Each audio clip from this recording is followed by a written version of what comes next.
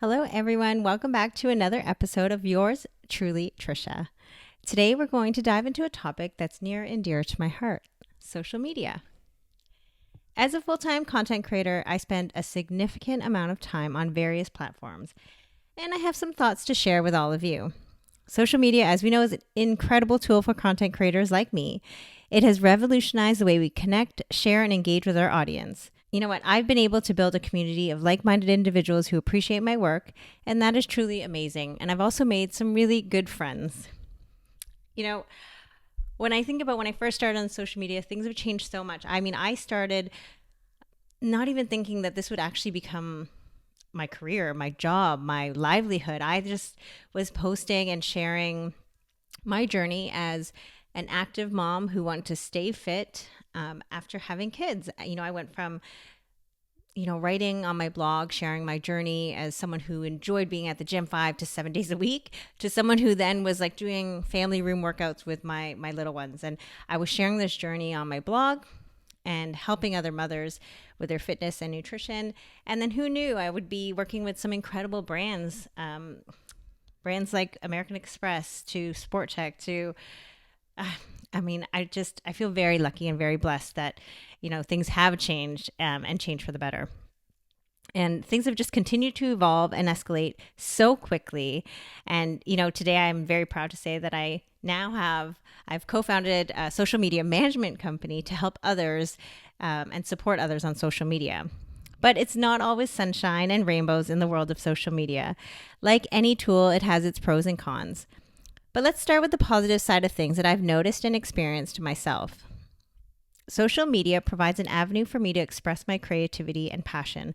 And that's really how it started. Like I said, I started my blog and I started an Instagram account. It was really for me to have this creative outlet where, I can just share my thoughts, connect with other mothers who were feeling perhaps the same as I was after having a baby and maybe not used to how their body was feeling, and learning how to embrace our beautiful mom bodies that made these little humans. But whether it's through videos, photos, or blog posts, I can showcase my work and share it with people from all around the world. That's the beauty of social media, is that, we can reach people, anywhere and everywhere at any time of the day. And like I said, I've made some really good friends from Instagram, and I still talk to them today, and I still hang out with them, and that's just from me putting myself out there and sharing some posts in the very beginning, in the early stages with Harper. The ability to reach a global audience with just a few taps on my phone has always been mind-blowing to me. Yes, I have made a lot of friends in Ontario, but now I have friends in Italy, in Australia, and it's cool to connect with them. And, hopefully one day if I ever go and visit these places, that I can see them in real life. But it feels pretty surreal to have these friendships across the world. Another great aspect of social media is the sense of community it fosters. And I've met so many talented and inspiring creators through these platforms. And specifically in Toronto, it's really, connected me with a lot of other creators in Toronto. And I now see them on the street. We go for coffee, we hang, and they feel like friends I've had for years. And it was really just through, connecting on social media. And the good thing about having creators who are friends and doing the same work as I do is that we support and uplift each other. We exchange ideas, we collaborate, and we get it. We just get what each of us is going through. And especially when it comes to partnerships with brands, we know that we need to support each other.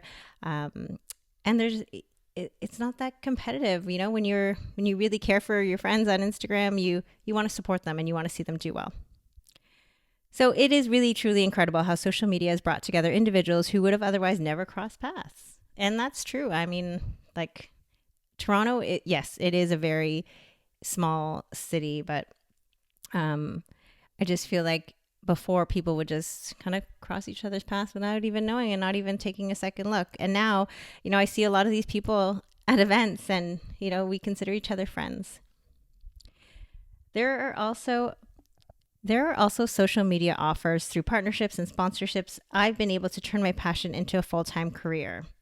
And I've had the privilege of working with brands I admire, promoting products that I genuinely believe in. And it's a win-win situation. I get to do what I love while being supported by brands that appreciate my content. So, I actually didn't know that you could make an income from social media. And this was years ago, when I was first approached. I can't even remember my very first brand partnership, but I want to say it was Joe Fresh. And I remember thinking, wow, I can get paid for this. And then as I grew and learned that, there's so much work that goes into it. It is really not just taking pictures and sharing pictures on Instagram. I wish it was that easy, but it's not. But once you learn and you grow and you understand, what's involved with these kind of brand partnerships, you really understand your worth, and you don't underestimate your worth and your value. So I know a lot of people who dream of being a content creator. And I mean, it is an amazing job, but let's not forget the flip side. Social media can sometimes be a double-edged sword. As content creators, we face immense pressure to constantly produce fresh and engaging content. The demand for consistency can sometimes lead to burnout, and it's crucial to strike a balance between creating quality work and taking care of ourselves. And I think, the challenge here is that often I feel that we have to be on, or I have to be on all the time, or how much do I share? How little do I share? And the truth is I actually believe I am a very private person, and I struggle sometimes with sharing certain things about my life. And, I get better at it and I get more comfortable at it, but it's still sometimes you feel that burnout of I just want to shut off. And I think it's important doing what I do to know your boundaries and know that it's okay to disconnect, that it's healthy to disconnect and turn off your phone. If you have to delete Instagram, if you have to mute people, unfollow people, do that. I think, we can get so bogged down with, content and just being inundated with information, looking at what other people are doing. And yes, that, we all struggle with comparing, and that's natural. And I get it. And we shouldn't do that, because we obviously all know that our superpower is really who we are. But the comparison game never ends. And, we have to learn that it's something we need to shut off. And,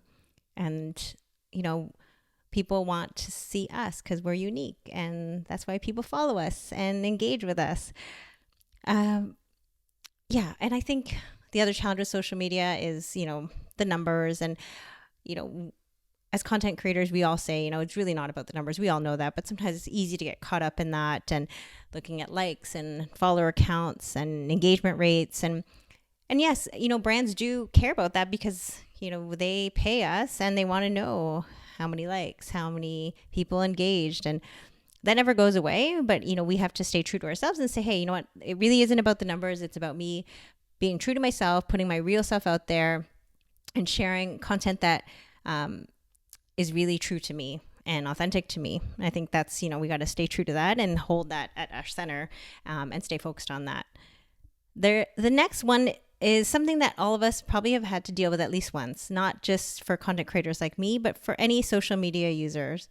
And that is the negativity. We all know that social media is a breeding ground for negativity and cancel culture. Trolls and hate comments are unfortunately prevalent, and it can be disheartening to encounter negativity in a space where we're trying to, spread positivity. And it can hurt you, even though we know sometimes people are just hiding behind the screens. But, I always try to focus on the love and the support that I receive from my community. And that just kind of keeps me going. I once received a ton of negativity about my original brand name, which was No Tummy Mummy. And, I didn't, when my brother came up with the name, it was really not about having no tummy. It was really just like a play on words, and he kind of made this nickname up for me. And I actually really liked it. No Tummy Mummy felt like it was just, it was cute. I thought it was, something that, my brother named me, and I kind of went with it. And then people got really sensitive about the no tummy part, and people thought I was dishonoring a mother's body. So with that said, I changed my whole branding and went to my name, and I am good with it. I had some mixed emotions at first, but I love it. And now I'm me, and that's, no Tummy Mummy is a part of me, but it's another chapter. So this was quite heavy to take in, but to conclude, social media has definitely changed the game for content creators like me.